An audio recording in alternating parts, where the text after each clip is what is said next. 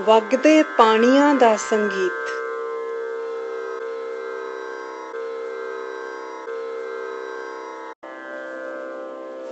ਮਸਤਾਨਾ ਜੀ।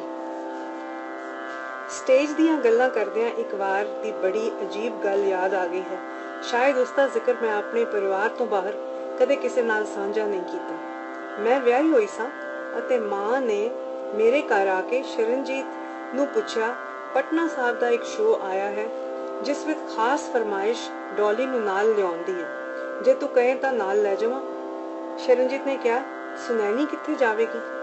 ਮਾਂ ਨੇ ਝੱਟ ਜਵਾਬ ਦਿੱਤਾ, ਦਾਰਜੀ ਰੱਖ ਲੈਣਗੇ, ਉਹ ਤਾਂ ਬਹੁਤ ਖੁਸ਼ ਹੋਣਗੇ ਸੁਨੈਣੀ ਨੂੰ ਸਾਂਭ ਕੇ।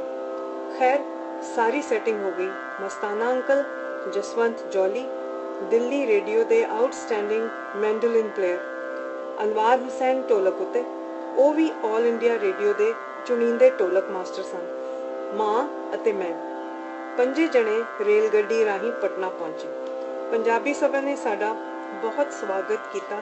ਆਦਰ ਨਾਲ, ਪਿਆਰ ਨਾਲ ਸਵਾਗਤ ਕਰਕੇ ਪਹਿਲਾਂ ਗੁਰਦੁਆਰਾ ਸਾਹਿਬ ਮੱਥਾ ਟੇਕਵਾਇਆ, ਫਿਰ ਹੋਟਲ ਲੈ ਗਏ। 2-3 ਘੰਟੇ ਆਰਾਮ ਕਰਨ ਬਾਅਦ ਸਾਰਿਆਂ ਨੂੰ ਸ਼ੋਅ ਲਈ ਲੈ ਗਏ। ਕਮਾਲ ਦਾ ਰਿਸਪੌਂਸ ਮਿਲਿਆ। ਮੈਂ ਅਤੇ ਮਾਂ ਜਿਹੜੇ ਗੀਤ ਇਕੱਠੇ ਗਾਈਏ, ਉਹਨਾਂ ਤੇ ਲੋਕ ਬਹੁਤ ਤਾੜੀਆਂ ਮਾਰਨ ਅਤੇ ਤਾਰੀਫ ਕਰਨ। ਮਸਤਾਨਾ ਜੀ ਕੁਝ ਨਿਰਾਸ਼ ਜਿਹੇ ਹੋ ਗਏ ਸਨ। ਲੋਕਾਂ ਦੀ ਹੌਸਲਾ ਅਫਜ਼ਾਈ ਵੱਧਦੀ ਜਾ ਰਹੀ ਸੀ, ਜੋ ਉਹਨਾਂ ਨੇ ਨੋਟਾਂ ਨਾਲ ਜ਼ਾਹਿਰ ਕਰਨੀ ਸ਼ੁਰੂ ਕਰ ਦਿੱਤੀ। ਮੇਰੇ ਵਾਸਤੇ ਇਹ ਮਾਹੌਲ ਕੁਝ ਅਜੀਬ ਸੀ। ਪਹਿਲਾਂ ਕਦੀ ਨਹੀਂ ਸੀ ਵੇਖਿਆ, ਸੁਣਿਆ ਜ਼ਰੂਰ ਹੋਇਆ ਸੀ। ਮਾਂ ਅਤੇ ਅੰਕਲ ਇਸ ਨੂੰ ਇਨਾਮ ਦਾ ਨਾਮ ਦਿੰਦੇ ਸਨ ਅਤੇ ਸ਼ੋਅ ਤੋਂ ਬਾਅਦ ਦੋਵੇਂ ਵੰਡ ਕੇ ਅੱਧਾ-ਅੱਧਾ ਕਰ ਲੈਂਦੇ ਸਨ। ਇਹ ਉਹਨਾਂ ਦਾ ਆਪਸੀ ਅਰੇਂਜਮੈਂਟ ਸੀ। ਜਦ ਮੈਂ ਵਿੱਚ ਆ ਗਈ ਤਦ ਕੁਝ ਗੜਬੜ ਤਾਂ ਹੋਣੀ ਹੀ ਸੀ। ਅੰਕਲ ਨੇ ਕੁੜਤੇ ਉੱਪਰ ਜੈਕਟ ਪਾਈ ਹੋਈ ਸੀ, ਜਿਸ ਵਿੱਚ 2 ਜੇਬਾਂ ਪਾਸਿਆਂ ਤੇ ਅਤੇ ਇੱਕ ਉੱਪਰ ਸੀ। ਜਦ ਉਹ ਇਕੱਲੇ ਗਾਉਂਦੇ ਤਾਂ ਇਨਾਮ ਇੱਕ ਪਾਸੇ ਧਰ ਲੈਂਦੇ, ਜਦ ਮਾਂ ਦੇ ਨਾਲ ਗਾਉਂਦੇ ਤਾਂ ਇਨਾਮ ਦੂਜੇ ਪਾਸੇ ਧਰ ਲੈਂਦੇ, ਜਦ ਮੈਂ ਮਾਂ ਨਾਲ ਗਾਉਂਦੀ ਇਨਾਮ ਤੀਜੀ ਜੇਬ ਵਿੱਚ ਧਰ ਲੈਂਦੇ। ਹੋਇਆ ਇਹ ਕਿ ਸਾਡੀ ਮਾਵਾਂ ਧੀਆਂ ਵਾਲੀ ਜੇਬ ਬਹੁਤੀ ਭਰਨ ਲੱਗ ਪਈ। ਇਹ ਗੱਲ ਮਸਤਾਨਾ ਜੀ ਨੂੰ ਬਿਲਕੁਲ ਹਜ਼ਮ ਨਹੀਂ ਸੀ ਹੋ ਰਹੀ। ਇਹਨਾਂ ਮਾਈਕ ਫੜ ਕੇ ਪਹਿਲਾਂ ਸਰੋਤਿਆਂ ਨੂੰ ਕਿਹਾ, ਬਈ ਕੁੜੀਆਂ ਦੀ ਸਰਦਾਰੀ ਹੈ, ਪਰ ਮੇਰਾ ਵੀ ਤਾਂ ਖਿਆਲ ਰੱਖੋ।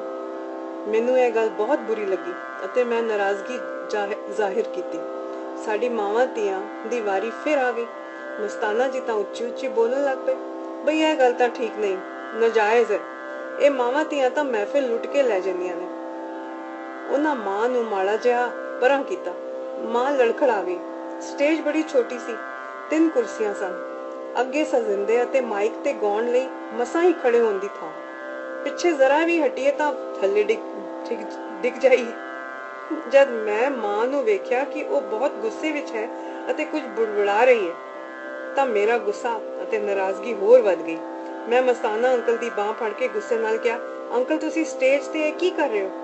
ਮੈਨੂੰ ਬਿਲਕੁਲ ਚੰਗਾ ਨਹੀਂ ਲੱਗ ਰਿਹਾ। ਉਹਨਾਂ ਝਟਕੇ ਨਾਲ ਬਾਂਹ ਛੁਡਾਈ ਅਤੇ ਲੜਖੜਾ ਗਏ ਅਤੇ ਝੱਟ ਸਟੇਜ ਤੋਂ ਥੱਲੇ ਡਿੱਗ ਪਏ। ਸਟੇਜ ਕੋਈ 4-5 ਫੁੱਟ ਉੱਚੀ ਸੀ। ਕੁਝ ਲੋਕ ਭੱਜ ਕੇ ਆ ਗਏ। ਉਹਨਾਂ ਅੰਕਲ ਨੂੰ ਸਾਂਭ ਲਿਆ ਅਤੇ ਮੁੜ ਕੇ ਵਾਪਸ ਸਟੇਜ ਤੇ ਉੱਪਰ ਚੜਾ ਦਿੱਤਾ। ਹੋਟਲ ਵਿੱਚ ਵਾਪਸ ਆ ਕੇ ਹਿਸਾਬ ਕਰਨ ਵੇਲੇ ਸਾਡੇ ਕਮਰੇ ਵਿੱਚ ਆਏ ਅਤੇ ਕਹਿਣ ਲੱਗੇ, ਅੱਜ ਤਾਂ ਡੋਲੀ ਨੇ ਮੇਰੇ ਨਾਲ ਮਾੜੀ ਕੀਤੀ, ਮੈਨੂੰ ਸਟੇਜ ਤੋਂ ਹੀ ਥੱਲੇ ਸੁੱਟ ਦਿੱਤਾ। ਕੋਈ ਗੱਲ ਨਹੀਂ ਬੱਚੀਏ, ਠੀਕ ਹੈ। ਵਿੱਚੋਂ ਉਹ ਬਹੁਤ ਗੁੱਸੇ ਸਨ ਅਤੇ ਮੈਂ ਵੀ ਕਿਹੜਾ ਘੱਟ ਗੁੱਸੇ ਸਾਂ। ਮੇਰੀ ਮਾਂ ਨੂੰ ਕੋਈ ਕੁਝ ਕਹਿ ਦੇਵੇ ਜਾਂ ਕੋਈ ਬਦਤਮੀਜ਼ੀ ਕਰਕੇ ਜਾਵੇ, ਇਹ ਤਾਂ ਨਹੀਂ ਸਹੀ ਜਾ ਸਕਦੀ। ਮੈਂ ਉਹਨਾਂ ਨੂੰ ਕਿਹਾ, ਮੈਂ ਅੱਗੇ ਤੋਂ ਤੁਹਾਡੇ ਨਾਲ ਕਦੇ ਨਹੀਂ ਆਉਣਾ ਤੇ ਨਾ ਹੀ ਤੁਹਾਡੇ ਨਾਲ ਗਾਉਣਾ ਹੈ। ਤੁਸੀਂ ਬਹੁਤ ਘਟੀਆ ਗੱਲਾਂ ਕਰਦੇ ਹੋ। ਉਸ ਤੋਂ ਬਾਅਦ ਪੈਸਿਆਂ ਦੀ ਹੇਰਾਫੇਰੀ ਤੇ ਮਾਂ ਤਾਂ ਮੇਰਾ ਇਰਾਦਾ ਹੋਰ ਵੀ ਮਜ਼ਬੂਤ ਹੋ ਗਿਆ ਸੀ। ਇਸ ਜੇਬ ਤੋਂ ਉਸ ਜੇਬ ਦੇ ਚੱਕਰ ਵਿੱਚ ਕਾਫੀ ਗੜਬੜ ਹੋ ਚੁੱਕੀ ਸੀ, ਜੋ ਕਿ ਸਜਿੰਦਿਆਂ ਨੇ ਵੀ ਵੇਖੀ ਸੀ ਅਤੇ ਉਹ ਮਾਂ ਨੂੰ ਦੱਸ ਚੁੱਕੇ ਸਨ। ਬਾਕੀ ਤਾਂ ਕੁਝ ਕੀ ਪਤਾ ਲੱਗਦਾ ਸੀ। ਸਟੇਜ ਉੱਤੇ ਤੁਸੀਂ ਜਦ ਗਾਉਂਦੇ ਹੋਵੇ ਧਿਆਨ ਗਾਉਣ ਵਿੱਚ ਹੁੰਦਾ ਹੈ, ਨਾ ਕਿ ਨੋਟਾਂ ਵੱਲ। ਪਰ ਦੂਜੇ ਪਾਸੇ ਮਸਤਾਨਾ ਅੰਕਲ ਦਾ ਧਿਆਨ ਸਿਰਫ ਨੋਟਾਂ ਵੱਲ ਹੀ ਸੀ, ਕਿਉਂਕਿ ਉਹ ਤਾਂ ਵਾਜਾ ਵਜਾ ਰਹੇ ਸਨ ਅਤੇ ਨੋਟ ਖਟਾਖਟ ਆਉਂਦੇ ਦਿਸ ਰਹੇ ਸਨ। ਮੈਨੂੰ ਬਹੁਤ ਘਟੀਆ ਲੱਗਾ ਇਹ ਸਭ। ਮੈਂ ਮਾਂ ਨੂੰ ਕਿਹਾ, ਪਲੀਜ਼ ਇਹ ਗੱਲ ਮੇਰੇ ਪਤੀ ਨੂੰ ਨਾ ਪਤਾ ਲੱਗੇ, ਨਹੀਂ ਤਾਂ ਮੇਰਾ ਗਾਉਣਾ ਸਦਾ ਲਈ ਇੱਥੇ ਹੀ ਬੰਦ ਹੋ ਜਾਏਗਾ। ਇਸ ਘਟਨਾ ਪਿੱਛੋਂ ਮਸਤਾਨਾ ਅੰਕਲ ਨੇ ਇੱਕ ਵਾਰ ਫਿਰ ਮੈਨੂੰ ਸ਼ੋਅ ਉੱਤੇ ਲੈ ਜਾਣ ਦੀ ਤਜਵੀਜ਼ ਰੱਖੀ, ਪਰ ਮੈਂ ਨਹੀਂ ਮੰਨੀ। इस गल नूं कोई 10 साल बीत गए। Delhi university which youth festival दे आखिरी दिन यूनिवर्सिटी स्टूडेंट्स एसोसीएशन दे सकत्तर ने मैनूं सद्दिया ਅਤੇ बेनती की कि नाल मस्ताना जी नूं लैके आओ। उन्हां दिनां विच अंकल दा गीत मैनू तेरा शबाब लै बैठा शिव कुमार बटालवी दा लिखिया ਅਤੇ बेताब फिल्म दा गीत नरिंदर चंचल दा गाया बेशक मंदिर मस्जिद तोड़ो पर प्यार भरा दिल कभी ना तोड़ो, इस दिल में दिलबर रहता, बुल्ले शाह ये कहता। इस गीत की पैरोडी मस्ताना जी ने गाई हुई सी जो बहुत प्रचलित हुई सी। मैं कॉलेज विच सकत्तर नूं कहा तुसीं आप उन्हां नूं सद्दो। अगले दिन ही मैनू उन्हां दा फोन आ गया। डॉल बच्चे हुण तां नाराजगी थुक दे, तेरी मां बहुता अमरीका रहन लग गई है ते मैं तां कल्ला हो गया, तू तां मेरा साथ ना छड्ड बलीए। मैं हस पई ते अंकल दी गल रख लई। मैनू कहन लगे मैं तेरी बहुत इज्जत करदा, तू एक सुलझे हुए बाप दी सुलझी हुई धी है। मैनू पंप करके उन्हें राजी कर लिया। यूनिवर्सिटी का वो शो इतना सफल गया कि कई शो बाद असी इकट्ठे गाउण दा मौका मिलिया, सानू इकट्ठे गाउण दा मौका मिलिया। फिर अंकल ने कदी मेरे नाल हिसाब विच गड़बड़ नहीं की। उस बंदे दी खासियत यह सी कि उन्होंने 14-15 गीत गाए अते एक तो एक वध पॉपुलर हुए। बल्ले नी पंजाब दी ये शेर बच्ची है, पेके जाण वाली है, चीचो चीच गनेरियां, मैनू तेरा शबाब लै बैठा, जदों मेरी अर्थी उठा के चलणगे, तैनू बेरियां दे झुंड च बुलावां, बालो माइया, ए मुंडा निरा शनिचर है, काली तेरी गुत्त ते परांदा तेरा लाल नहीं। एक एक गीत मशहूर होया। अंकल मस्ताना दा बेटा कुकू मेरे नाल कॉलेज विच पढ़न आया सी। वो मेथों 1 साल जूनियर सी। मैं साइंस स्टूडेंट सी ते ओ आर्ट्स दा। मैनू हमेशा कॉलेज कैंटीन विच मिलदा अते पापा दी कंजूसी दे किस्से सुणांदा। मेरा नाम लैके कई बारी अपनी माता कोलों पैसे खर्चण लई लै आंदा सी। सारे उसनू बड़ा छेड़दे सी अते मैं उसनू बचाउंदी सी कि मेरा छोटा वीर है, बिल्कुल पापा वर्गा गिठमुठिया। एक बारी फिर मस्ताना अंकल नाल सफर करन दा मौका मिलिया। असीं अमृतसर शो उत्ते आए सी, मां मैं अते अंकल। गड्डी शायद फ्लाइंग मेल सी। खैर जिस किसी स्टेशन उत्ते गड्डी रुकनी, अंकल उतर के कदी पकौड़े, कदी रबड़ी, कदी पूड़ी, कदी दुध लै आउंदे। मां ने कहना वे मस्तानिया रुड़ पुड़ जानिया बस कर, ऐसे करके ए टिड गोल मोल वधाया होया तू। सुरिंदर जी खाओ पियो ऐश करो, एहो जिंदगी है, ए कह के वो गल नूं मुका देंदे। शाम पैण सार पैग लाउण दा शौक सी, नाल तली हुई मच्छी भी होनी चाहिदी जां पनीर दे पकौड़े। एक बारी साडे घर शाम नूं आए, हत्थ विच 1 किलो तली हुई मच्छी पहाड़गंज दे एक स्पैशल होटल तो बनवा के लिआए, खास मेरे दारजी लई। असी सब ने स्वाद चखिया, बहुत लजीज सी पर बहुत चर्बी वाली सी। उन्हां नूं खाण पीण दा बहुत शौक सी। कदी रेडियो ते प्रोग्राम होना तां अंकल दा दफ्तर रिजर्व बैंक ऑफ इंडिया बिल्कुल रेडियो स्टेशन दे सामने हुंदा सी। उन्हां नूं पता लग जाना कि साडे परिवार विचों कोई आया है तां उन्हां फलां दी चाट बनवा के लै आउणा।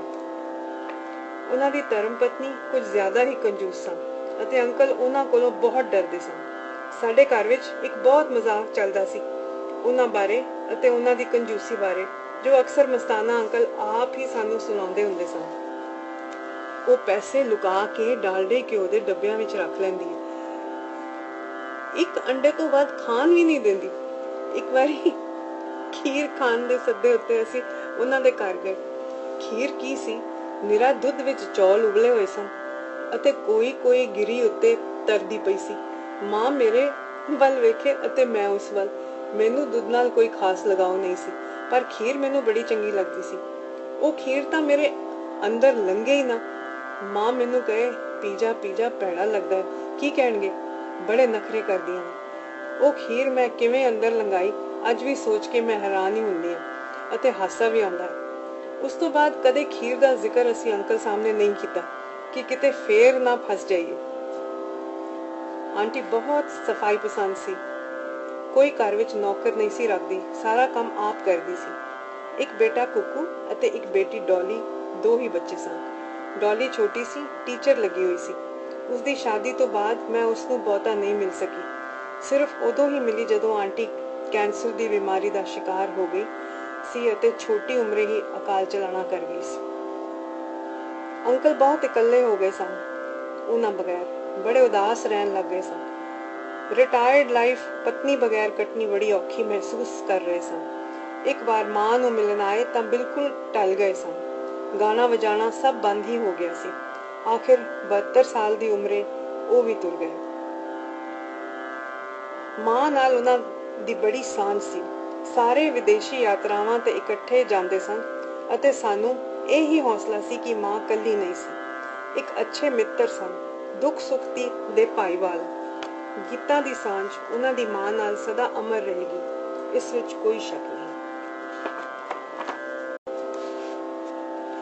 ਦਾਰਜੀ ਦੇ ਜਾਣ ਤੋਂ ਬਾਅਦ ਮਾਂ ਮਸਤਾਨਾ ਜੀ ਨਾਲ ਕੁਝ ਘੱਟ ਸ਼ੋਅ ਕਰਨ ਲੱਗ ਪਈ ਸੀ। ਇਕੱਲੀ ਹੀ ਚਲੀ ਜਾਂਦੀ ਸੀ। ਮੈਂ ਇੱਕ ਵਾਰ ਪੁੱਛਿਆ ਵੀ ਸੀ, ਤੁਸੀਂ ਮਸਤਾਨਾ ਅੰਕਲ ਨਾਲ ਨਾਰਾਜ਼ ਹੋ? ਬਹੁਤ ਚਿੜਚਿੜ ਕਰਦਾ ਹੈ। ਪਹਿਲਾਂ ਤਾਂ ਦਾਰਜੀ ਸੰਭਾਲ ਲੈਂਦੇ ਸਨ, ਉਹਨਾਂ ਦੀ ਸਾਈਕੋਲੋਜੀ ਕੰਮ ਆ ਜਾਂਦੀ ਸੀ। ਹੁਣ ਮੇਰੇ ਕੋਲੋਂ ਉਹਦਾ ਸੁਭਾਅ ਨਹੀਂ ਚੱਲਿਆ ਜਾਂਦਾ, ਮਾਂ ਨੇ ਕਿਹਾ। ਇੱਕ ਦਿਨ ਅੰਕਲ ਦਾ ਮੈਨੂੰ ਫੋਨ ਆਇਆ, ਜੇ ਤੂੰ ਸੁਰਿੰਦਰ ਨੂੰ ਨਹੀਂ ਮਨਾ ਸਕਦੀ ਤਾਂ ਤੂੰ ਮੇਰੇ ਨਾਲ ਇੰਗਲੈਂਡ ਚੱਲ। ਮੈਂ ਕਿਹਾ, ਅੰਕਲ ਮੇਰਾ ਤੁਹਾਡਾ ਸਾਥ ਨਹੀਂ ਮੰਨਦਾ। ਤੁਹਾਡੇ ਗੀਤ ਇਕੱਠੇ ਨੇ, ਤੁਹਾਡੀ ਉਮਰਾਂ ਦੀ ਸਾਂਝ ਹੈ, ਮੈਂ ਤੁਹਾਡੇ ਨਾਲ ਕਿਹੜੇ ਗੀਤ ਗਾਵਾਂਗੀ। ਫਿਰ ਉਹ ਚੁੱਪ ਕਰ ਗਏ ਅਤੇ ਪਤਾ ਲੱਗਾ ਕਿ ਅੰਕਲ ਨੇ ਪੁਸ਼ਪਾ ਹੰਸ ਅਤੇ ਮਦਨ ਬਾਲਾ ਸਿੰਧੂ ਨਾਲ ਗਰੁੱਪ ਬਣਾਇਆ ਹੈ ਅਤੇ ਇੰਗਲੈਂਡ ਯਾਤਰਾ ਤੇ ਚਲੇ ਗਏ। ਮਾਂ ਨੂੰ ਬਹੁਤ ਬੁਰਾ ਲੱਗਾ ਤੇ ਮੈਂ ਮਾਂ ਨੂੰ ਫਿਰ ਕਿਹਾ, ਇਹ ਤਾਂ ਨਾ ਇਨਸਾਫੀ ਹੈ ਮਾਂ, ਤੁਸੀਂ ਉਹਨਾਂ ਨਾਲ ਜਾ ਨਹੀਂ ਰਹੇ ਤੇ ਉਹ ਹੋਰ ਕਿਸੇ ਨਾਲ ਵੀ ਨਾ ਜਾਣ, ਇਹ ਤਾਂ ਗਲਤ ਗੱਲ ਹੈ। ਪਹਿਲਾਂ ਤਾਂ ਮਾਂ ਬੁੜਬੁੜ ਕਰਦੀ ਰਹੀ, ਫਿਰ ਕਹਿਣ ਲੱਗੀ, ਦਫਾ ਕਰ ਸੋ। ਰੁੜ ਗਿਆ ਮਸਤਾਨਾ।